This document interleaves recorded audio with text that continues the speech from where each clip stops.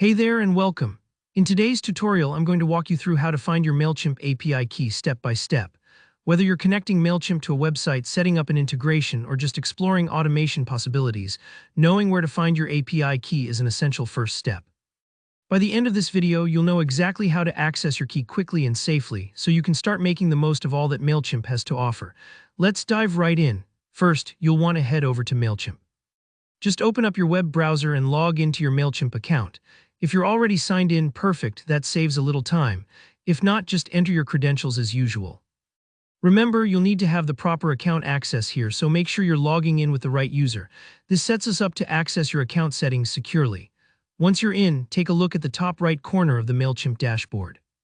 You'll spot your profile icon. It usually looks like your initials, a little picture, or sometimes even the Mailchimp monkey if you haven't uploaded your own photo. Click on that profile icon. This drop-down menu is your gateway to all sorts of account and profile customization, so it's good to get familiar with where it's hiding if you're new to Mailchimp. From this menu, you'll want to select Account and Billing. Sometimes platforms tuck these settings away, but here it's pretty direct. Clicking Account and Billing takes you to an area where you can manage everything about your Mailchimp presence, billing integrations, and of course your all-important API keys. It may take a second to load if you have a lot going on in your account, so don't worry if there's a short pause. Now in your account settings, look for an option called Extras. It usually sits near the top menu of your account page. Click on Extras and a menu will drop down. From here, you'll want to select API keys. Think of API keys as the way Mailchimp lets other trusted apps or services communicate with your account, sort of like a special password that you share only with tools you want to connect. After clicking API keys, you'll be taken to the page where all your API keys are listed.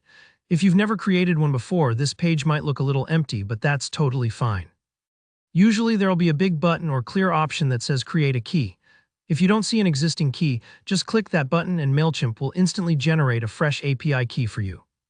Make sure to copy it somewhere safe. And just a gentle reminder, never share your API key publicly, treat it like a password, since it unlocks access to your account for whatever app or tool you connect.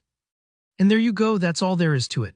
Now you should have your Mailchimp API key in hand, ready to use in whatever integration you need, whether that's plugging it into your website, connecting to a third-party service, or automating your email marketing workflows.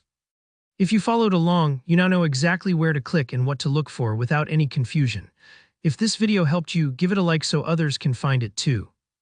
If you have any questions or if you hit any snags, drop a comment below. I always do my best to answer everyone. And don't forget to subscribe for more step-by-step tutorials just like this one. Thanks for watching and see you in the next video.